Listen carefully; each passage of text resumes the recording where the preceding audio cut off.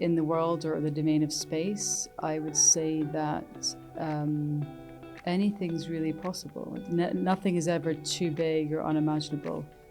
And I think by doing this mission from the UAE, I think it's very, it feels right to do it from here. I feel like this city, especially Dubai, is unapologetically ambitious.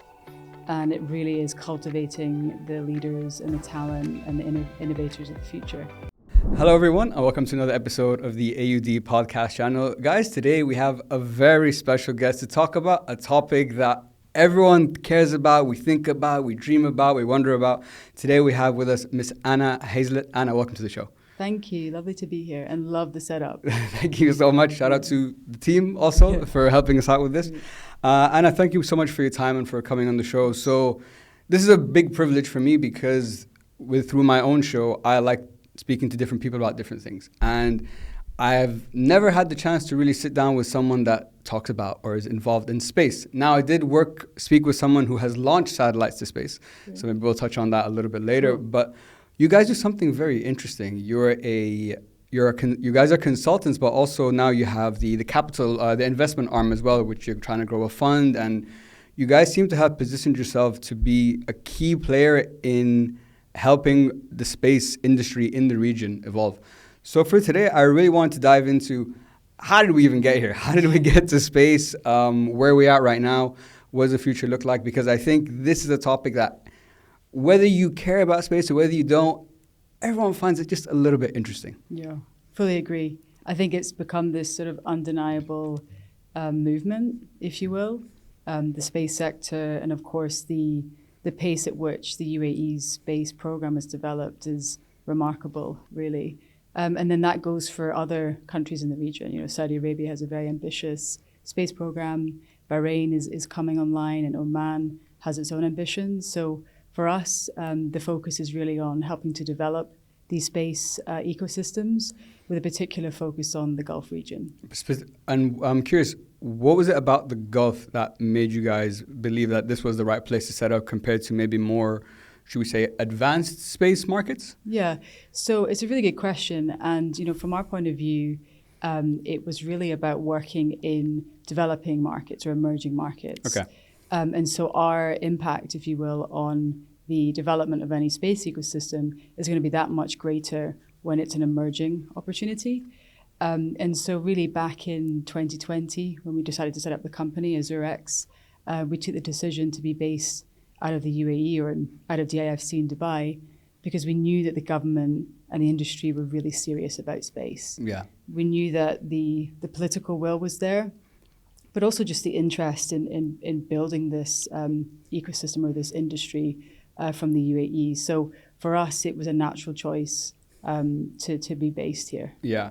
So it's very interesting to hear that someone like yourself who's leading, like championing the space industry, doesn't have the typical technical background, you know, sure. A rocket scientist or thermal, whatever you want to call it. Yeah. So you mentioned it wasn't a vocation and you didn't study space or science, but based on my research though, what's interesting, it seems the narrative has shifted. And I don't just mean in space, I think across lots of different industries that we've reached the stage, I think because of technology, that you don't need to have that background necessarily to enter that field. There's so many different avenues or parts you can play that I think a lot of people traditionally are probably not aware of. Would that be fair to say? Yeah, no, 100%. And I think really the inflection point for the industry and people like myself that don't have that traditional background was really about a decade ago. And it was this cusp of what we call the new space age or the new space economy emerging. And what that means is the commercialization of the space sector or the space domain. And that means that you can have private sector playing a key role in the industry. So not just government and national space programs, but private companies, you know, launching rockets, developing constellations, producing robotics for lunar applications, etc. So really, I think that the space sector has a bit of a psychological and professional barrier for some, where they think that it's so far from me, I don't know how to be part of this. Exactly, yeah. But we're really there to help, break that and or break that association and talk about the stories that require, multidisciplines. Yeah. So we do need the artists in space, we need the bankers, we need the lawyers, we need the policymakers, not just the engineers and the scientists. It's really about that ecosystem of different disciplines and expertise. Yeah, so it's really interesting hearing you say that when you describe it, because there is an ecosystem that you need to create. You do need the engineers, of course, but there's so many other talent professions that you need 100%. to make this whole thing, kind of work together, just like in any business, you know, you can't just be one person, you need a bunch of people to make this thing work.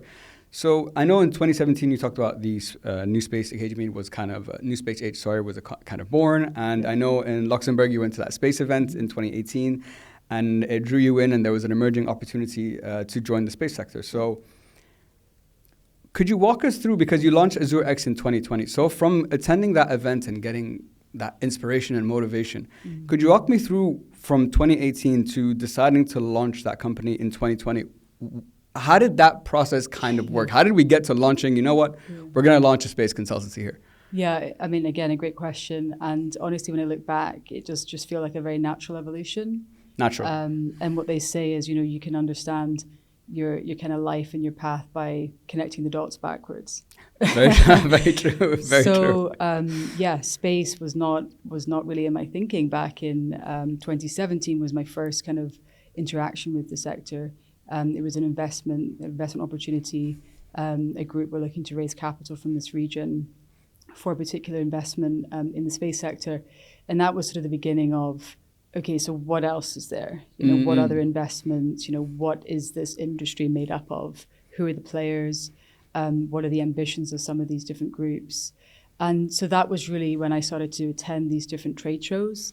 And obviously, like in any industry, trade shows are just a really good way to understand like how it's all coming together.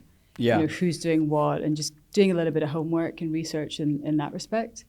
And then sort of fast forward 2020 was when I realized that there was this opportunity to play this very kind of niche private advisory role that supports both government and commercial customers in the space sector. Okay. So really working with kind of regional space agencies and other government entities that have an impact on space or an interest in space. And then also working with commercial and private entities that are really looking to expand their business and their offerings to this region. Okay. So we felt, like to your point earlier, like, the multidisciplinary kind of part, we felt that in the space sector, there was a role for us to play in that regard. And it was really the business side, the commerce and the investment. So you just touched, I'm so happy you said that, because you just touched on the ecosystem and how you need all these different players to make it work. So when you were building AzurX and you were launching it, how did you go about, I guess, building that team? You're like, okay, who do we need? We need someone who obviously who has space background. We need someone for marketing, how did you think about building that team? Because in order to do what you're doing, you will need someone who has that space, technical, very scientific expertise. Yeah, for sure. And we're a very good blend of talent on the team. So there is that traditional kind of space policy practitioner type. And then there's also people that have been working in strategy and space policy for decades.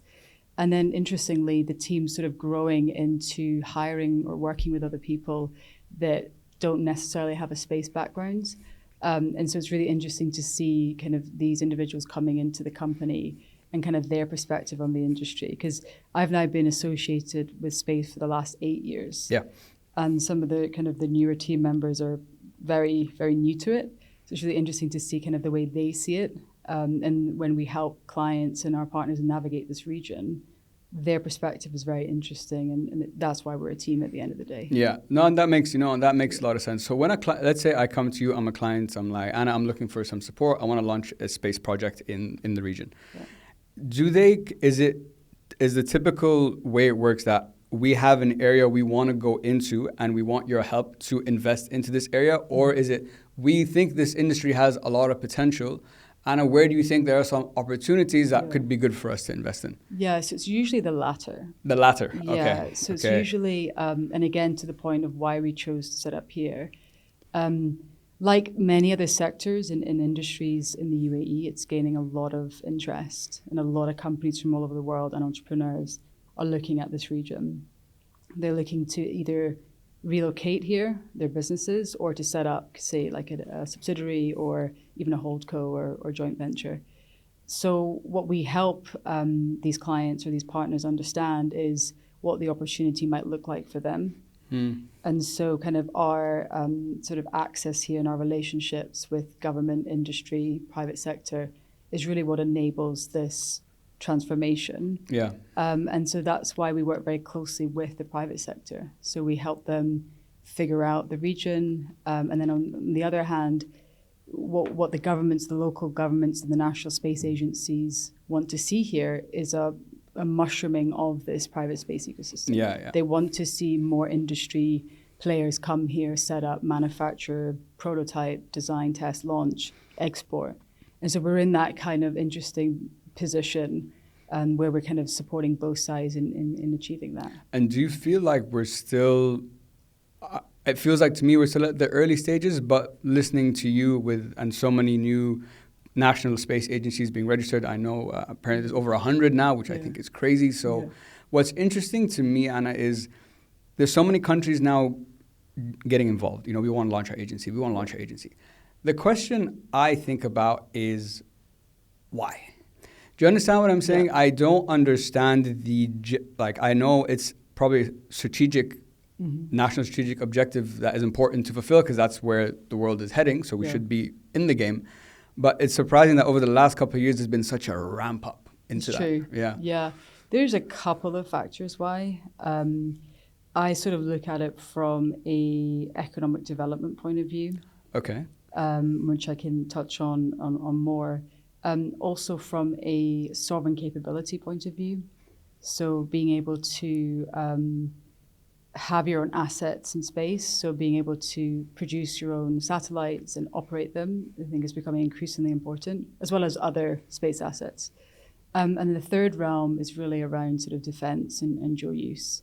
Yeah. So really the sort of COVID era was kind of an acceleration or catalyst to the space industry in many ways. Yeah. We see this sort of like plethora of space agencies, like you mentioned, like close to 100, kind of just coming up all over the world. But I think the first pillar being the economic one is whereby the industry is a job creator. Sure. And it also is in many ways, it helps to develop skills. And so I think for countries in Africa, South Asia, and other places, including this region, that's very interesting from an economic point of view. And then on the sovereign capability technology point of view, there is a little bit of a race in terms of who can do what. So that's another imperative as to why some nation states are really thinking that they want to be part of the space industry and not just watch it on the sidelines, but really be part of it. And so what's interesting is that these national space agencies, some of them are shaping their policies around what already works in those countries. Okay. And what the skills are already existing or capabilities. Okay. And in some ways applying that same kind of skill set and industrial base to the space sector. In other ways, it's just helping to truly evolve a new sector altogether. And then the third pillar being obviously the undeniable defense aspect of the industry. Absolutely, yeah. Which has sort of emerged quite rapidly in the last few years as like another domain of warfare and cyber space, etc. Yeah, it's a crazy industry. It's so interesting because there's so many unknowns. Space has always been this thing, I think, even as a kid, all of us have been like, oh, it's this magical place. Yeah. And now our ability and access to that is becoming more of a reality, than it ever was. And you touched on the economic development aspect, which I think is, now listening to him, like that's actually probably the main reason why it makes sense, because it's, bringing new talent to the industry, new skills, upskilling everyone. So that's going to affect the economy. Yeah. Space is an interesting industry though, because although there's a race like, oh, we can send this faster, we can do this cheaper. There is a race from a technological point of view. But space is one of the few industries, at least from my understanding, you can correct me if I'm wrong, is that involves endless collaboration. Yes. Like you have to launch anything, I have to work with maybe the Chinese space agency or NASA or the Indian space. Like there's so many bodies involved when even you're launching something that has nothing to do with, you guys as well. So how do you balance, I guess now there's we need to work together, but also I want to kind of get ahead of you. Yeah, it's a very interesting kind of equation. The space sector, as we know it today, is only based on collaboration and cooperation to a large extent. There are some kind of entities or nations working in silo, but typically how we've seen it operate is in that, you know, the French are building this, the Japanese are launching that, and we're sort of doing this together. I think the UAE has struck a very interesting dynamic in this sense, where the sort of, I would say, diplomacy in the world, being able to build a, say, rover, which we've seen with the moon mission or the lunar mission, and there'll be another attempt that was just announced with Firefly a couple of days ago. So they launched it with the Japanese lander. And, you know, because right now there's no capability to build a lander here, but at some point there will be. And I think as the UAE progresses along its own technology roadmap and journey, it can then provide those services and products to other, maybe lesser developed space agencies and countries. And we're already seeing that come to fruition. Yeah. The International Space Station is a classic example of, you know, a multi-state, multi-actor, functioning environment, including the Europeans, the Japanese, the Americans, and the Russians. And that's just a very good example of when we do things together, we can do it at scale. Space has no boundaries, has no borders. That's true. So it's a very interesting analogy that we can learn from back here on Earth. It's very, you touched on the diplomacy aspect, which is, I think the diplomacy aspect is probably the main reason from my perspective, everyone has a different one, that the UAE and Dubai has established itself where it is today because you're able to introduce new laws and policies and regulations quickly that allows people who want to do these things to move even faster, which is what has positioned, I think, the UAE not just in space, with them now in schools, for example, all kids need to learn AI. Again, that's so smart to do because that's where things are heading. So if we're looking at the entire space industry now, it's going through like a giant leap right now. I know through the privatization, and the industry is currently valued at 600 billion, projected to be about 1 trillion by 2040. So there's a lot of money coming in that's about to come into this industry. Now, which area do you think, I guess, represents maybe the greatest opportunity that people aren't really thinking about too hard? Yeah. So again, it really depends on who you ask. Yeah, fair. From my point of view, I think the LEO economy, so the low Earth orbit economy, is where we're going to see a tremendous rise of development and participation from the private sector. And I think that starts with custom-built space stations, so commercialization of space stations, so privately owned modules or full stations or free flyers. And that whole industry of itself, so LEO is roughly 4 kilometers from Earth, 400 kilometers from Earth, which is the same distance from Dubai to Muscat. It's really not that far away. Okay. And we can show that we already have access to this environment through reusable rockets, right? And whether that's crew or cargo, we can get there. But I think if you can start to imagine a world where you have these purpose-built space stations, modules, free flyers, all sort of doing different things for different companies, different industries. So manufacturing in space, maturing technologies in space, running different R&D and scientific projects in space, having aspects of tourism and hospitality in the space environment. And all the while you're creating this ecosystem of business and commerce. So it's essentially like a mixed-use business park in LEO. And I think that once people understand, again, getting past the psychological and professional barrier, that they can play a part in this evolution, I think that's going to be a game changer. And we are slowly seeing this evolve. Yeah.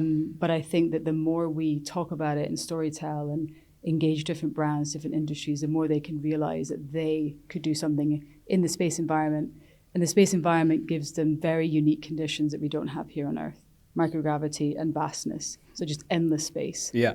So I think for me personally, that is a big uncharted, semi-uncharted part of the industry that's going to be truly transformational in the coming years. Wow, launching that, everyone launching their own station might be a lot.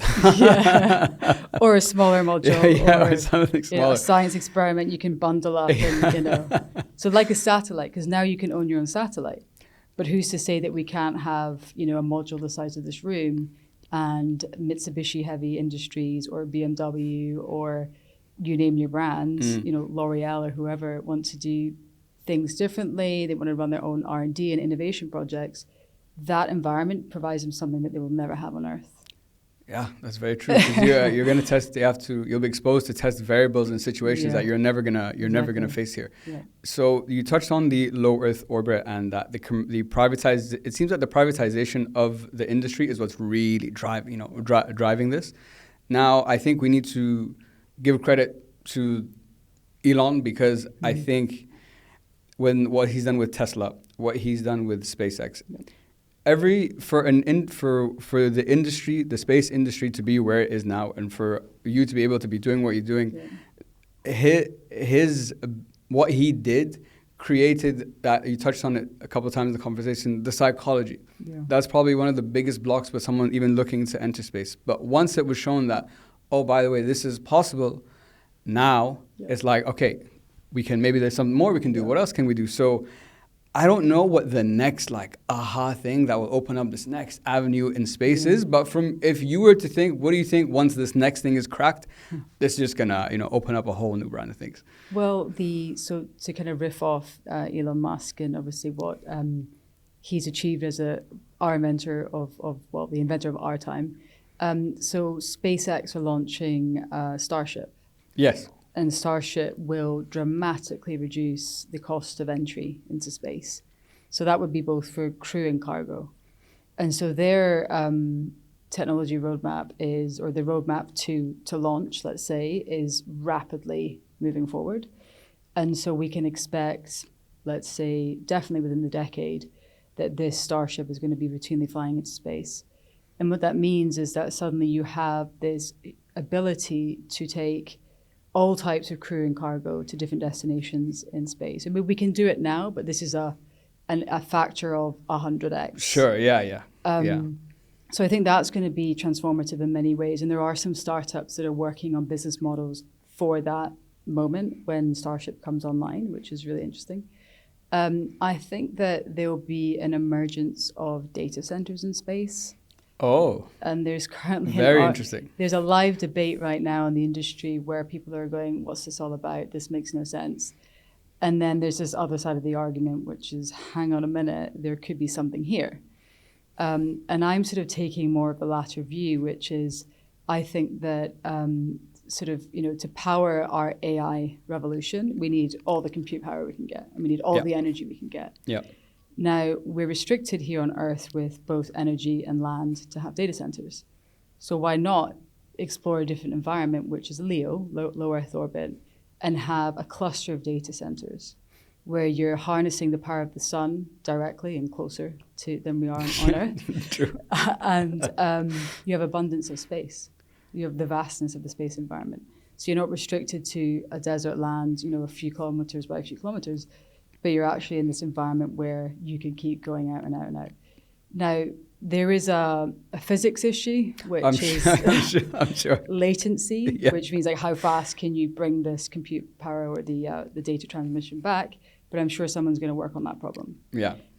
So I'm foreseeing kind of this world where you have both the terrestrial data center application, and part of that picture could involve an orbital data center.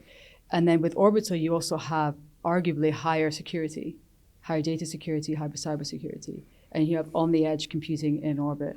So I think there's something in that matrix that should happen, and I'm sure someone is going to solve that pretty soon. Well, now they have the idea now, so guys, please. Yeah.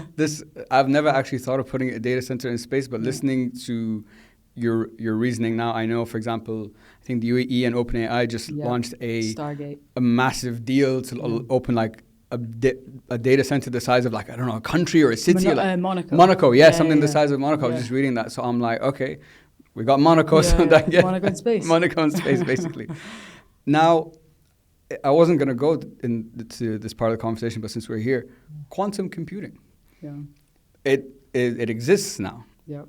It's not in our everyday computers yet, in our phones, but just like when the rockets were launched once upon a time, now we have all that power in in our pockets. Yep. So where do you think, this might be too technical of a question, but what I've heard about quantum computing, I can't even fathom what that will do to, and especially to an industry like space, I think is just kind of goes hand in hand. Yeah, no, 100%. And again, there are people working on that opportunity. Yeah, I'm sure. I think with quantum computing in the space industry, it will accelerate the data side of the industry. Yeah. Because there's terabytes, and the word that even goes beyond terabytes, just terabytes of data and information that we're collecting every second across the sector.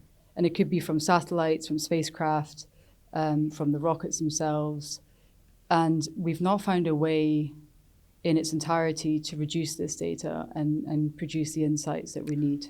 So I think quantum computing in that specific segment could play a very important role. Yeah. I think that, again, going back to the LEO economy kind of analogy of, standalone space stations, free flyers, etc. Imagine one that's just a quantum compute energy center in space. That's pretty awesome. And therefore, from LEO, you're then able to service all the spacecraft, all the satellites, all the rockets that are out there, not just, what we're doing terrestrially, but that kind of the greater sense of what the space economy is from LEO. I think there's something in that. Almost like a nuclear reactor in space kind of thing. Well, that's another thing that some people are working on. Oh, really? Okay. Yeah, I think Rolls-Royce has a micro-reactor that they're working on at the minute. Yeah. Oh, and very plan interesting. to do something on the moon at some point. This is all fascinating. This is so cool. And it's like, doesn't stop. Yeah, exactly. So I know since we're on, we've touched on low Earth orbit now. Yeah. I know the International Space Station is due to be decommissioned in 2030, and as you mentioned, private companies are looking to enter the space. Mm-hmm. So could you give us a rundown, because I think this is interesting for people to hear. Let's say I want to launch a rocket, whatever that rocket is. I know there's the position of the Earth. I know there's all the science behind it, but there's also the where we're going to go, what kind of load is it, the space station. Yeah. So I'm curious, if everything is moving in this direction, why would you decommission something that has been used since the beginning of space? Yeah, well, the simple answer is it's old. So it's sort of costing billions of dollars, taxpayers' money every year to keep running, and it's an old machine. I mean, the amount of fixtures, retrofitting that they need to do as astronauts to keep this thing even going it's basically caused a community to say, we need to get rid of this and we need to have a newer version. We need the 2.0 or the 3.0. And so there are companies that are working towards that. So they'll be the replacement of the ISS. There's a competition called the CLD competition, which was run by NASA. And they'll be announcing, I think they're down selecting later this year. And then by next summer, we should know who the winners are of that competition. But essentially, NASA becomes an anchor customer of the new space station. Okay. But not the only customer. Gotcha. The idea is that NASA moves away from funding this operation to just being one of many customers. Okay. And the idea is to kind of move it away from just being a government orchestrated science laboratory to a much more diverse business environment with different types of business models. So not just science and research, but gaming in space, hospitality, different types of technology maturation or development in space. So it's very cool. It's going to be happening at the end of this decade, if not into early 2030s. Yeah. And what's interesting to me is how not just the industry is shifting, but that I think people are also starting to become more interested in space. Yeah. Like even in normal conversations you have with people, it seems that there's a much bigger awareness, about space. On the low Earth orbit side, so it makes a lot of sense that if it's that expensive to run and it's old, it's time for, for an upgrade. But now I'm a general public guy here, so I don't know how these work. If I wanted to launch something, how does it work? Like when you tell me, we launched a satellite, we launched a payload, what happens in Khalid's brain? I'm like, okay, I know it was on the rocket because that's how it got there. And then did it just leave and you just like turn it on with like a remote and it's like good to go, or someone has to go build it, or like how does this even work? Gosh, so the 101 of launch. But basically, yeah. Well, to launch, you need to have a launch site. So it starts at the spaceport level. Yeah. Officially. And then we're talking commercial civil launch here. So there, if you think about the map of the world, there are certain areas that you can launch from. Like this Cape Canaveral, is it? So Cape Canaveral is a big one. Yeah. Vandenberg, these are all orbital. Then you've got French Guiana. Then you've got Kazakhstan with the Cosmodrome. And then you have pockets of suborbital launch sites. Okay. And then a fun fact, in the UK, they have earmarked 7 launch sites, of which 5 are in Scotland. Interesting. So slight bias there. Okay. But yeah, so there are companies that are helping universities, individuals, and other corporations access the space environment. So they're essentially aggregating different payloads. So say we have a CubeSat project or a small satellite and we build it in this university. How do we launch it? Yeah. So there are aggregators out there in the market like Exolaunch and others that will take our small CubeSat and they'll bundle it with a whole bunch of others. They'll package it into a sort of a form factor, which integrates with the launch company's rocket. Okay. So let's say SpaceX. So the transporter mission is actually what it's called when they do this initiative.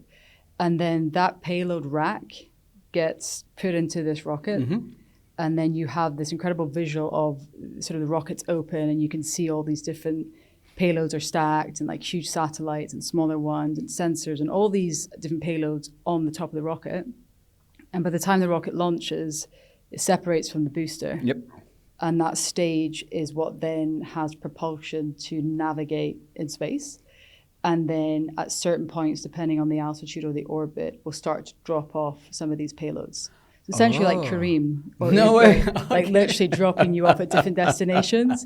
So if you say, I want to be like, 300 and something kilometers, they'll drop you off. You want to be high, low, or whatever. That's a great analogy. So it's basically like you're hailing a ride to space. Okay. And there are rocket companies that are even doing it in a more tactile and agile way. So, for example, we could have like a major spacecraft that we've developed here in the UAE. And we really want this to be at a very accurate location in orbit. There are certain providers that can work with us to do the integration and drop it off exactly where we want to go. I'm just fascinated by this whole conversation. This is so cool to me. So very interesting hearing how because everything you're talking about, I've like watched it, but I've never had someone explain this is what's going on, this is how it happens, this is like how it works. So on LEO, just to round off the LEO part of the conversation. So I know. I think there was an 11-minute ride by Blue Origin, and they've flown 31 flights between 2021 and 2022 at a cost of $450,000. And then there was the Ultimate Orbital Experience, which you go to the ISS with SpaceX, and I think they flew 3 tourists for a 10-day stay for $55 million each, $5 million a night. That's not a cheap hotel room. So it's actually more than that. Well, oh, really? Okay, well, it's already... Depends who you know, but... So... The question I have is, okay, these numbers are absolutely ridiculous. And I know they will come down. But to make it viable, it would need to come down to the price of like a plane ticket, which I think, again, just Khalid, I don't know. I doubt you're going to be ever able to get it to I think it's always going to be priced in a way that a certain part of the population is just not going to be able to access it. Yeah, I mean, the analogy is aviation. So when the Wright brothers, designed and successfully launched the aircraft, back then, none of us thought we were going to be able to fly. We were all on steamboats. Fair. 9 months later, ended up in Australia. Yeah. If you were lucky, or did a detour around India, whichever one. So there's definitely that analogy, that cultural, or that kind of, today's context, in today's context. I think that the price of going to suborbital could definitely be lower. I think that the idea is that the more demand there is, of which we are seeing demand because Virgin Galactic, Blue Origin, they all have backlog of people lining up and buying tickets and deposits, etc. I think, again, psychological part, if people knew they could fly and if it was more accessible to them, i.e. we had a launch site here or somewhere in the region for suborbital launch, I think that would certainly help drive down the price. And then these companies would be able to create more supply, so they'd be able to make more rockets or space planes to enable this experience. So a bit of a chicken and egg. Yeah, so you have the market trying to drive the interest. And in some cases, the market's not quite ready. It is to some extent, mainly in the US. Yeah. But when you look at regions like here, how many people that live in Dubai want to fly to space? I mean, question mark. Yeah. But I do think over time, the price will come down. Yeah. I think when you go to orbit, so like you said, the tens of millions range, that'll stay like that for a while until we have this emerging ecosystem, like the LEO economy, and more people being able to kind of go access. And again, with more supply and more demand, the price should come down. But I think suborbital will be what we can access first. That will be the first from start. An affordability point of view. Okay. I mean, you're talking like within the decade, a couple of $100,000, if not less. Yeah. But let's not forget, the transition of wealth now that we're seeing, this $1 trillion transition in the next 10 years or next decade, is to next gen and millennials. True. And so that's probably the target market for space tourism, space travel, owning assets in space. So we can plan for today, or we could think about, well, what's the market in 10 years? And so maybe there's some interesting kind of connection there. That's an excellent point, because my brain automatically went to like tech AI and like the kids of today, and how I never put two and two together that yes, we are using it now, but the big market that's coming is going to be them, and how education plays a part. And I know you guys do a lot of education is a big part of what you guys do. I know you have initiatives with schools and with universities and so on. Yeah. So the question I have, because when you go talk about space, I'm curious, what's the feedback that you guys are getting? Is it interest? Is it curiosity? I'm sure there is that, but when you guys do these kind of initiatives, do you get inklings or feedback that show this is heading in the direction we think it's actually heading? Yeah, for sure. I was just talking to a colleague earlier, the public awareness in this region is that much greater because of the National Space Program. Mm-hmm. And with that, naturally, you have interest from different brands, different corporations thinking about how they could be involved in the space industry. And so we've been having conversations over the years with different brands. And the one common factor is most of them haven't had a discussion on space ever. But it soon leads into major curiosity or massive curiosity about space. Like, what can we do there? Mm-hmm. And mostly when you're talking to kind of creatives, brand execs, their minds start going into this whole new play area, beyond just Formula One and tennis. Yeah. And they were like, actually, if we as a brand could launch something in space or be associated, this is powerful. And again, going back to the point of who is the customer of the future, next gen millennial. So we are getting really interesting feedback and signals from the market. And honestly, we just hope to see more of that and have brands do their thing, their activation, their campaign, launch a product in space, you name it. I mean, it's totally endless. I mean, Prada last fall launched a spacesuit design for the Artemis program, which is a lunar program. Okay. And so you think, well, what's Prada got to do with space? Literally. It was an amazing capsule collection. Yeah. It was really well put together. And it was the first time Prada or any brand like it has been at this massive space symposium in Milan last year. But they took that same capsule with the mock-up of the astronaut and the suit, which was actually a real suit, to their main store in Milan. That was their campaign. It was this astronaut with this suit, and everyone's going, what's going on here? That's a great idea. And it had the signature kind of red Prada inside. Yeah. So, and that was sort of instigated by the next gen of that family. They saw this would be a cool opportunity for us to do. The next gen was we put so many resources into innovation and fashion and material science. How do we bring this to the next level? And Very that was the true. point where, the stars aligned and this company, Axiom Space, had the conversation and it all clicked. That's the kind so of thing cool. we'll see. That's really, really Yeah. cool. And, even like throughout this conversation, Anna, everything you've said, I'm like, oh my God, also that. And oh my God, also that could be. There's so many things I haven't even started to think about of what the possibilities Now are. you're going to want to get into it. 100. I might. You never know. Yep. So I wanted to round off our conversation, Anna, with a couple more questions for today. This one just came to my mind, which I think is very interesting. Now, we're living in a very interesting time. Mm-hmm. Our conversation today is all about the advancement of the space industry and us literally becoming multi-planetary species. Yep. That's one area. So this industry is growing rapidly.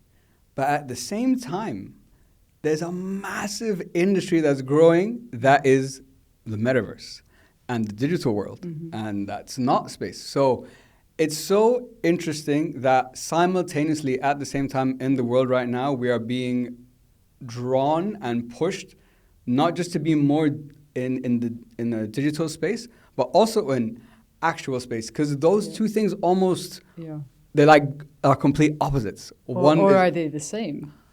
Depends Depends what type of transcendence what one's into. Yeah. Sorry, I'll let you. No, yeah. So I'm just curious to hear what's your take on why is this happening at the same time? I find it almost shouldn't. Yeah. It should be one or the other. Yeah.